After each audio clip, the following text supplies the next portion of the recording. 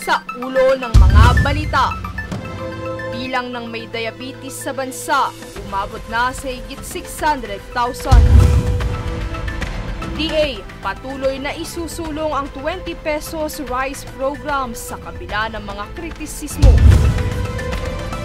Kongreso, umalma sa ilang senador na nang-atake kay Speaker Romualdez sa naganap na botohan sa impeachment case laban kay Vice President Sara Duterte.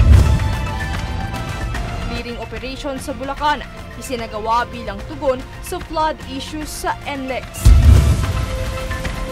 BOC, nakumpiska ang higit sa 25 million pesos na halaga ng ipinuslit na kontrabando sa Zamboanga. Mga suspect sa pagpaslang sa ABP nominee, pinangalanan na 1 million pesos na pabuya, alok sa baka pagtuturo.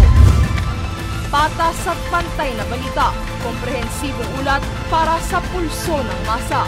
Ito ang News Force.